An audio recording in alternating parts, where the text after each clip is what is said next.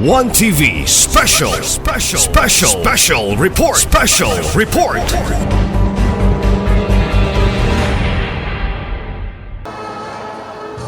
Success becomes meaningful when shared through words of wisdom and encouragement. To inspire our graduates and completers as they embark on a new chapter of their lives, may we welcome Dr. Ruth L. Fuentes, Season 3, our Regional Director of DepEd Region 10.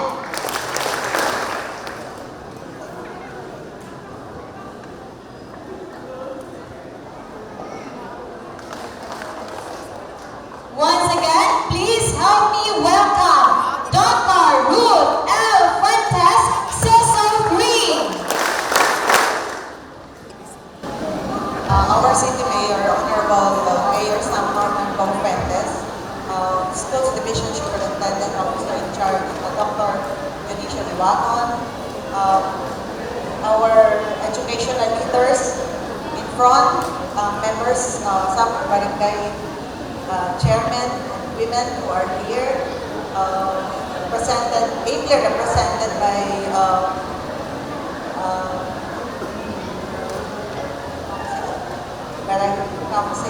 barangay council members, our ALS teachers, ALS graduates, parents, maayong hapon sa tanan.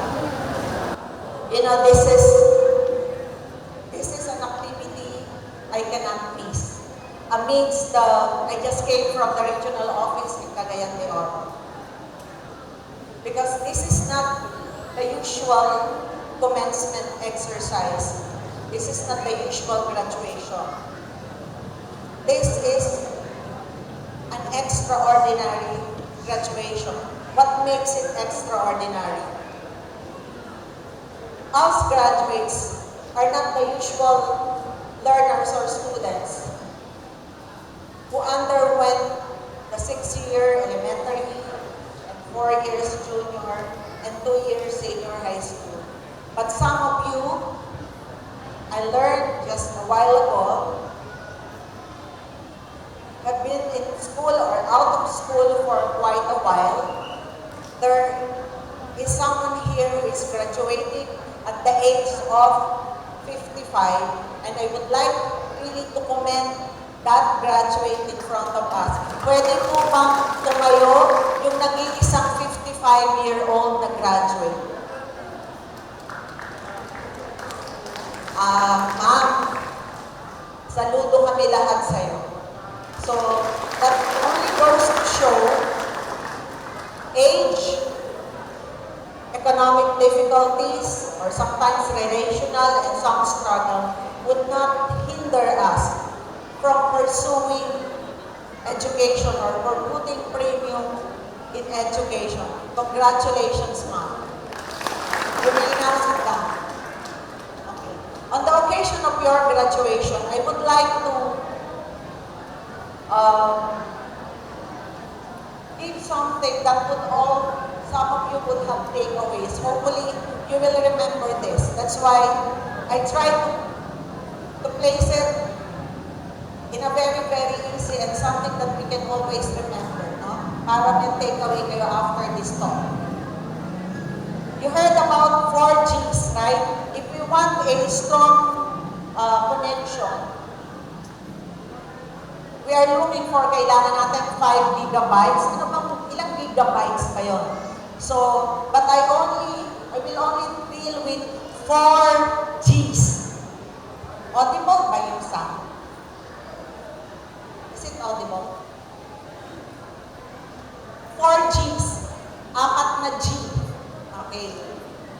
This is something that hopefully will make you,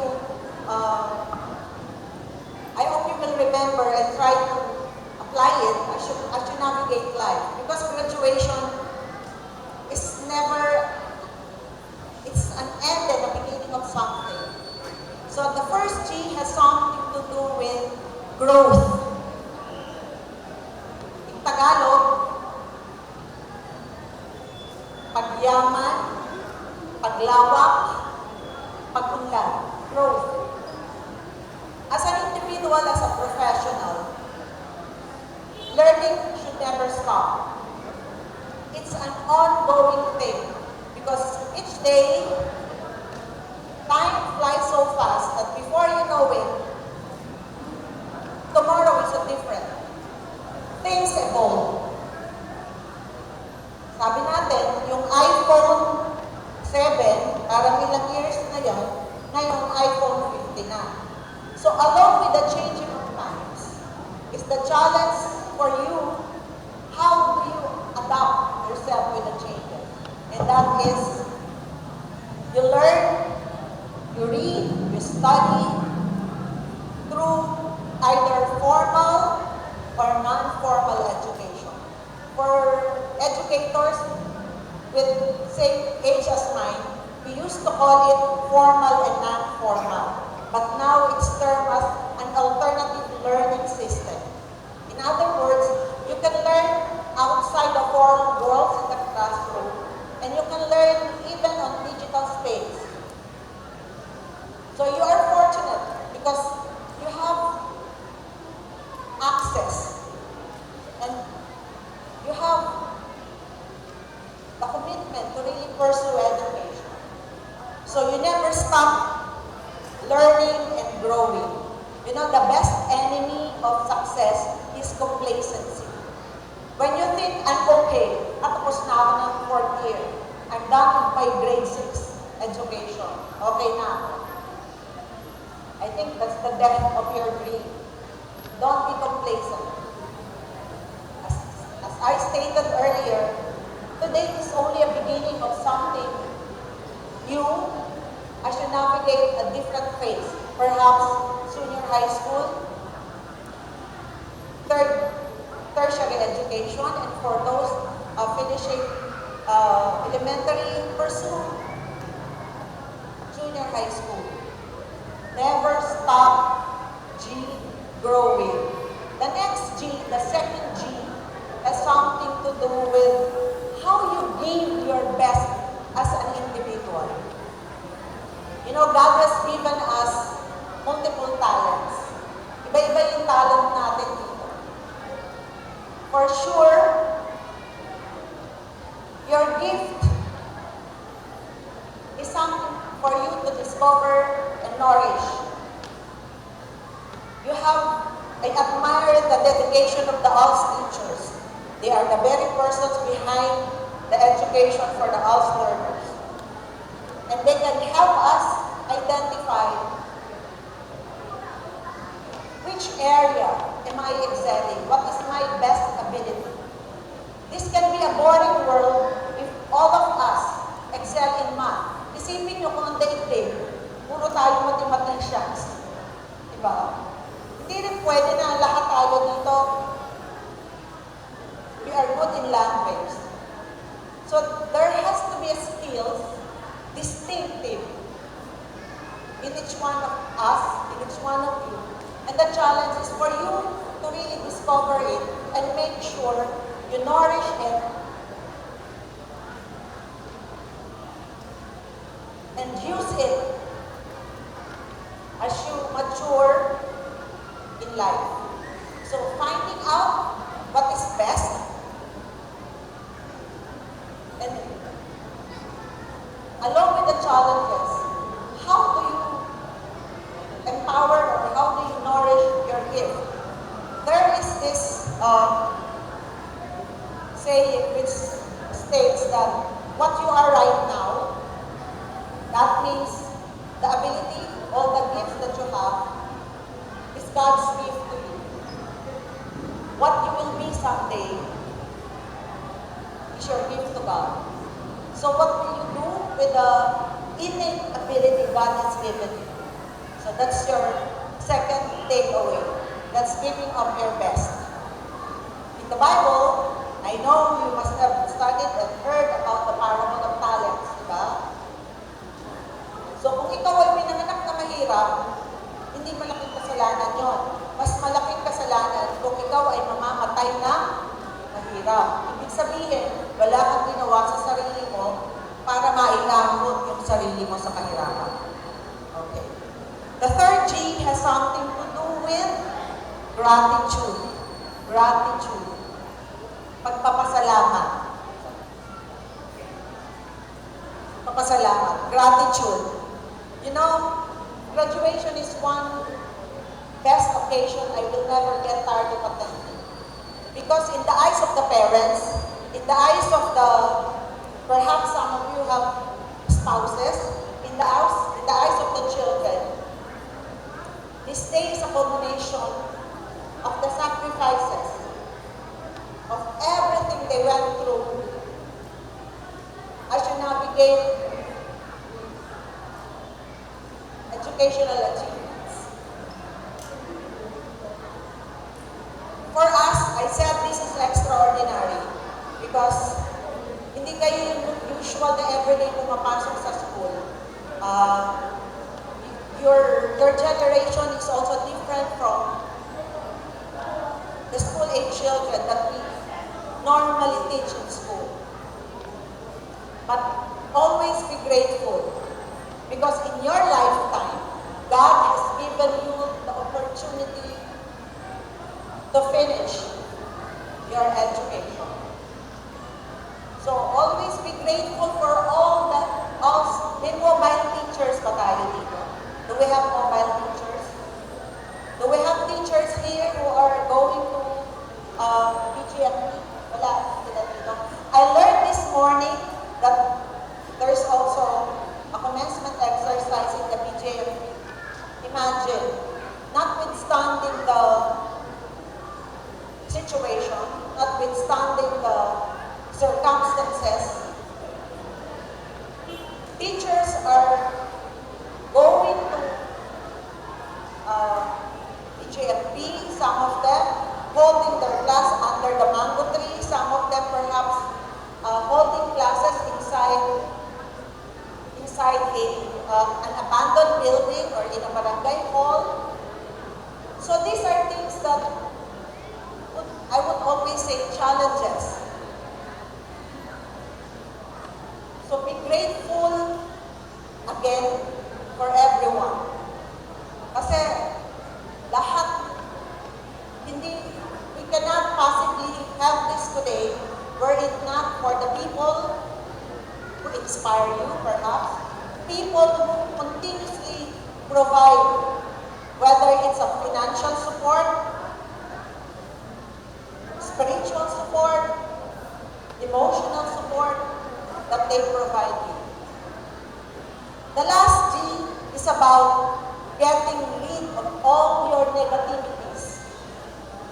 You know, in Tagalog, we have the saying na kung gusto, maraming paraan. Kung ayaw, maraming dahilan. Today is a realization of that mantra, notation. Ginusto nyo mag-graduate, so here you are. If you entertain all the distractions, all the negativities, ay ayoko, matanda na ako, I'm too old. Maulaw ko kay ang akong mga kaklase, ibang age. Yung ba, there was a graduation na 8-month pregnant. Babae, 8-month na. She's about to give birth, but she's so proud to attend the graduation ng ALS niya. And I also know a lot of personalities who are ALS completers. So, never allow distractions for you to say, I quit. I'm reminding it because you have weathered the storm. And as you navigate another further, narinig ko si Sir doon sa isang congratulate niya, sabi nila, padayon. Padayon means tuloy, to continue. Because you never stop. Meron pa tayong senior high school, meron pa tayong college, tertiary education. And speaking of putting value on education, I would like to end with a very simple illustration. Manghiram ako ng 1,000 sa kay Mayor. Okay. What you see is a 1,000. Sino may gusto nito? Taas ang kamay. Ayaw mahiya. Okay. Okay. Okay. I will crumple the 1,000. Okay. I will ask Okay. Kailangan ko ng props. Ma'am, Beth, gawin ako katapakan mo yung 1,000. Oo. Apakan mo, abang. Ayan. Sige, yung, ayan. Okay. Okay. Hugaw na kaayo.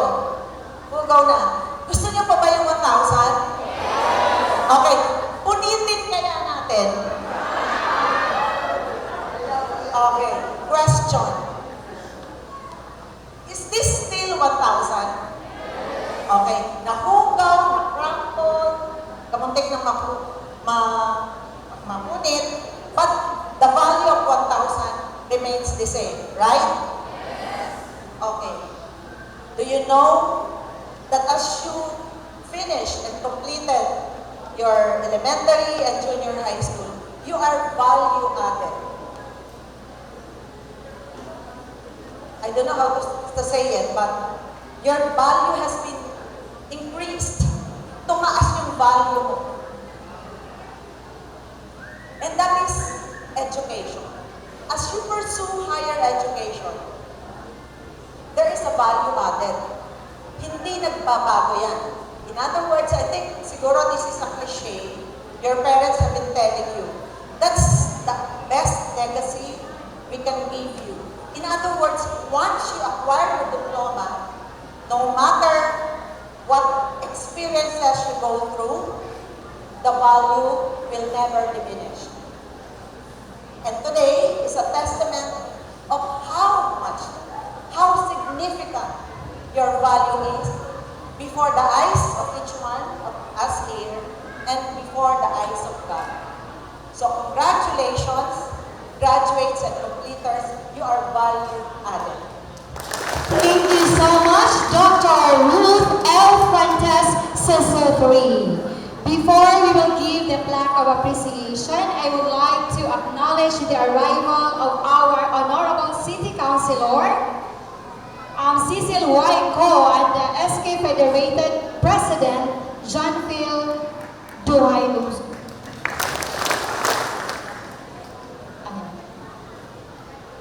Once again, thank you so much, Dr. Ruth. She said that as you pursue your education, your value added. And did you still remember the 4 G's that she's mentioned? Did you remember? The first G is growth. Very good. Naminaw. Good sila, ma'am. Second, give. Very good. Third, gratitude. And the fourth, getting rid of negativity. Wow, thank you so much. Murang naminanglan ni sila og 1,000. I will read the citation. Republic of the Philippines Department of Education, Region 10, Northern Mindanao, Division of Ozamis City, City of Ozamis. Plaque of recognition is hereby awarded to Dr. Ruth L. Fuentes, CISO 3, Regional Director, DepEd Regional Office 10, in grateful recognition and sincere appreciation of the unwavering commitment, invaluable support, and dedicated partnership in advancing lifelong learning opportunities through the alternative learning system, given this 11th day of June 2026 during the ALS graduation and completion ceremony for school year 2025-2026 at Ozamis City National High School, Lam-an, Ozamis City, Philippines. Signed, Junicio L. Liwago Jr., CISO 6, Assistant Schools Division Superintendent, and OIC of the Office of the Schools Division Superintendent. Another big hand for Dr. Ruth L. Fuentes, CISO 3.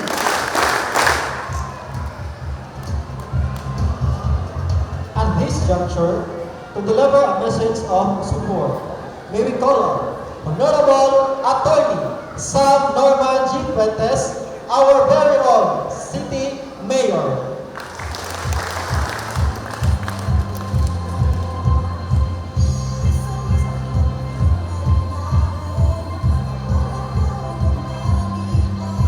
Thank you, Sir Ronald. Please take your seats.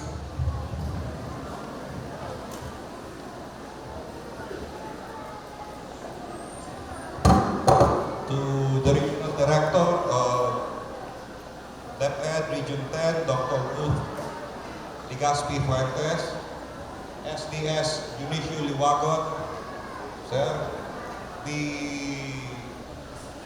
school heads, schools, supervisors,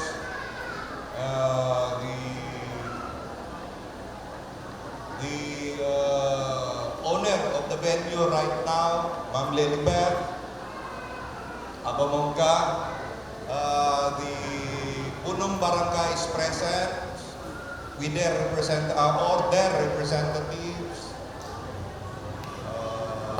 the parents of the graduates, and most of all, to all of you, may I also, Councilor Cecil Co and Councilor Janfield Duhay Lungsod, and to the men and women of the hour, our ALS graduate, ang akong pagyugbo o pagtahod, maayong hapon sa ato ang tanan. Today is a celebration not only of academic achievement, but also of courage, perseverance, and hope. Far beyond the diplomas that you have started to receive a while ago,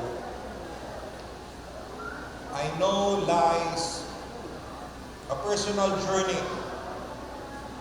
marked by sacrifices, challenges, but eventual success.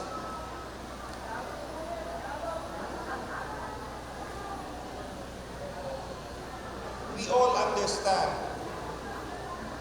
that your triumph did not in any way come easy. Many of you have had to balance between work right now, family responsibilities, overcome financial difficulties, personal struggles, and even social stigma to some extent because of the age gap. And some of these personal setbacks were in the first place that made you unable to pursue your education online with the times that as of your age. But yet, this time around, you did not choose to give up. You have learned, or you have already adhered to the words written by the preacher in Ecclesiastes 2 verse 13, where it is written that, "For I know that wisdom excelleth fully as far as light excelleth darkness." Kung atong pagasabton, ang kaalam mulabaw pa sa walay kaagam o binuang nahisama sa kahayag mulabaw pa sa kangit-ngiton. Through resolute persistence and unwavering determination, you have proven that in education, there is no age limit, no boundaries, or no impossible barriers. Today, you are living embodiments and testimonies that dreams can be achieved through hard work and faith. In fact, right now, you personify what Isaac Asimov wrote was that you are never too old to learn. To learn more than what you know, and to become able to do more than you know. As we rejoice also in your success together with your parents, we also acknowledge the people behind this. And for this purpose, to our ALS education teachers, the program implementers and facilitators. Therefore, I thank you for your time, love, patience, and passion. Beyond academic lessons, you have inspired lives, restored confidence, and reopened doors to new opportunities. Your dedication embodies the true spirit of public service and nation building. Without digressing also, at this juncture, allow me also to commend and congratulate the schools division of the city of Ozamis. In the recent ALS accreditation and equivalency examination, we were able to garner a 79.27 rating. Congratulations is really therefore in order. This reflects not only excellence but also the collective collaboration of our educators, our learners, families, and stakeholders. This accomplishment is indeed a source of pride for us, Ozamistas. As City Mayor, I am proud to stand with you under the Ascenso brand of service, a commitment to empower every Ozamistan through accessible opportunities, inclusive development, and quality education. I might as well add, although this will be given also by Councilor Cecil Paul later on, that to the grades 11 and 12 graduates, accelerated graduates, you will also be receiving courtesy of Councilor Cecil Paul and local school board tablets for you to use. We believe that true progress is achieved where no one is left behind. The success of us demonstrates that every individual deserves a second chance, a fresh start, an opportunity to build a brighter future. To our graduates, the milestone is not the end of your journey, as what was stated by R.D. Ruth a while ago again. The worst enemy of success is complacency. You have only stepped on the rung of a ladder to success. Kung atong bago na pag-usap, nakatikang ka lang sa ang sa hagdanan, wala pa ka kaabot sa taas. So with that, continue learning, continue growing, and continue serving as instruments of positive change in your families, your workplace, and your environment. Lead with competence, integrity, and compassion. Let your success inspire others who may still be struggling to pursue their own dreams. As we celebrate your graduation today, remember your story is a powerful reminder that perseverance conquers obstacles, education transforms lives, and hope creates opportunities. Once again, congratulations and padayon pag-asenso, padayon ang pagkat-on o tuon, padayon o paglambo o padayon ta sa asenso o sabis. Daghang salamat o maayong hapon sa atuang. Thank you so much, City Mayor Honorable Attorney Sam Norman G. Fuentes. According to him, every individual deserves a second chance and a brighter future. Continue learning, continue growing, and continue serving. Thank you once again, Honorable Mayor. So now, we are going to give the plaque of recognition. Republic of the Philippines, Department of Education, Region 10, Northern Mindanao, Division of Ozamis City, City of Ozamis. Plaque of recognition is hereby awarded to Attorney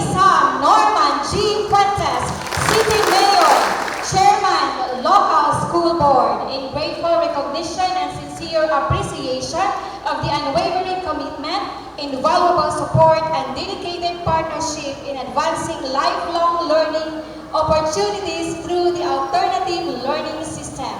Given this 11th day of June 2026, during the ALS graduation and completion ceremony for school year 2025-2026 at Ozamis City National High School, Lam-an, Ozamis City, Philippines. Signed, Janicio L. Liwago Jr., CESO 6, Assistant Schools Division Superintendent, and the OIC of the Office of the Schools Division Superintendent.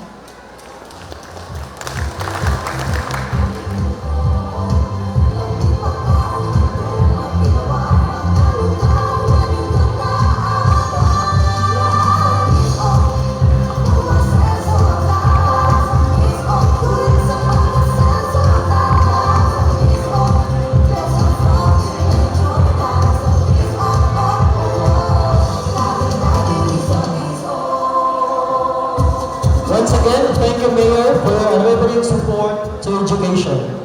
Now, let's proceed to the ceremonial turnover of the tablet from the City Government of Ozamis. May we call on 10 from this group, first line, and 10 from this group, first line. Let's give a big round of applause for your token from the City Government of Ozamis. Lima-lima lang, 5 from this side and 5 on that side.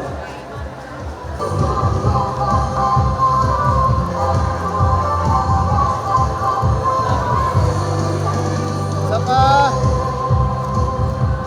Wala ka doon? Ayun, ikaw. Ikaw ba? Wala. Kina. 5 heads, okay, 5 heads.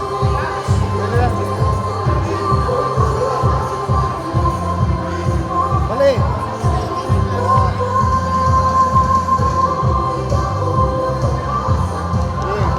Okay, ready? Nice ni Alves. Kaya naman?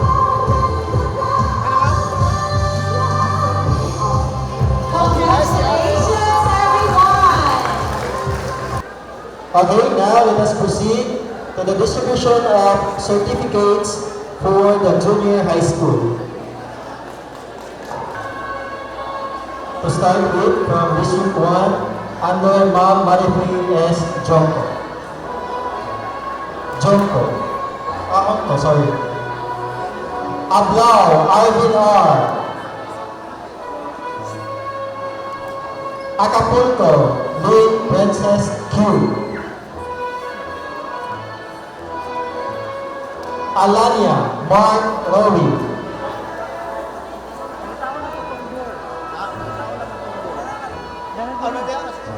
Alikaya AMJ Y.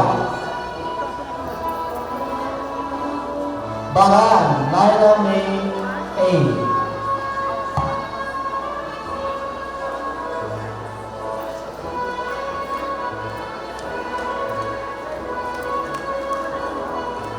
Castro Chabi A.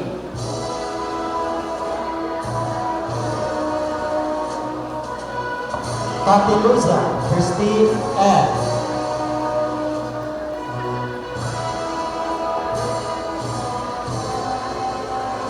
Gamos Jerry Jr. F.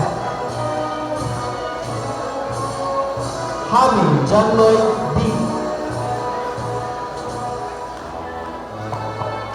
Pedosilio Jiki. Another set from District 1 under Ma'am Mary Claire M. Lauron. Tapia Gio.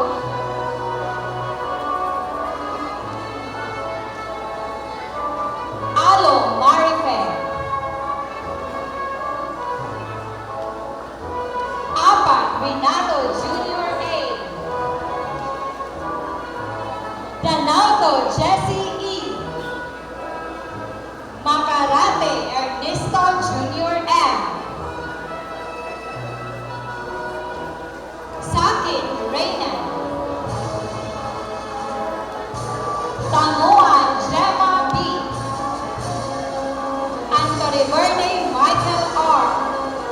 Another set from Ma'am Celis A. Sen.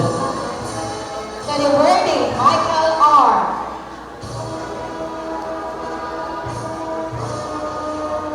El Cardi Ramfis P. Magkapas Joshua M.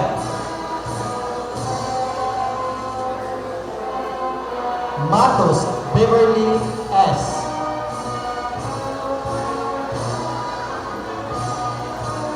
Sidinio Jean Alia E.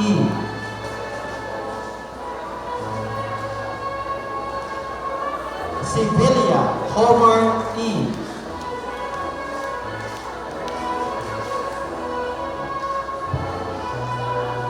Tejano J. L.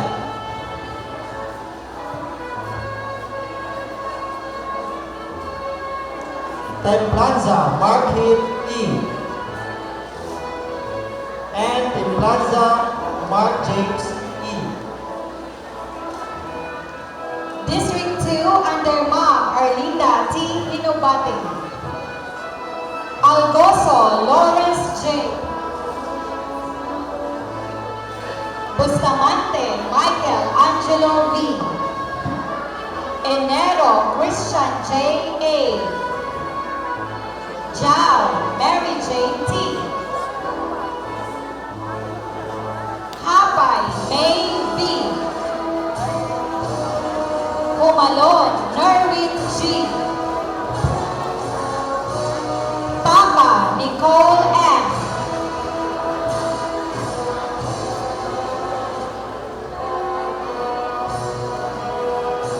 Ankidikidik Ana P. Another set from Ma'am Ana Julinda Y. Kate. Acapulco Kyle Justin B.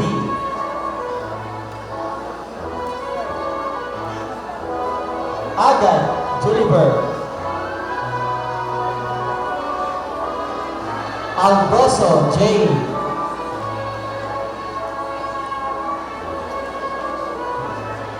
D'Italia Jelmar C. D'Italia Lenny J. S. Largo Diana Rose A. Rectioma Stephen Michael C. Antak-A Adrian Christian M. Congratulations, District 2. Let's proceed to District 3 under Ma'am Jovi Pinka. Abu-Abu John Joseph P. Bahamonte Junli O.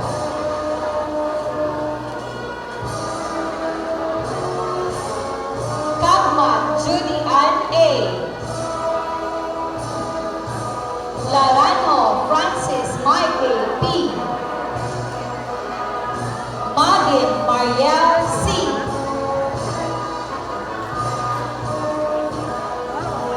Umamos Inc. Socrates R.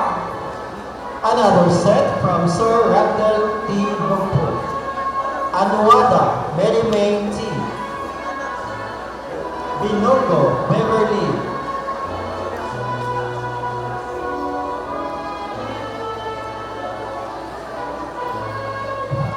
Lindo John Real A.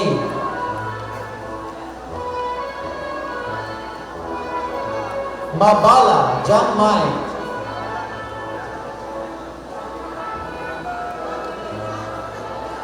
Mabuyo Noel P.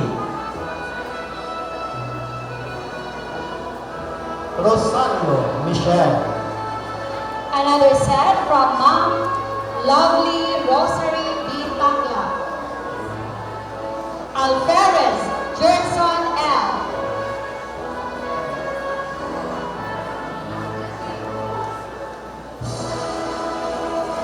Aranas with John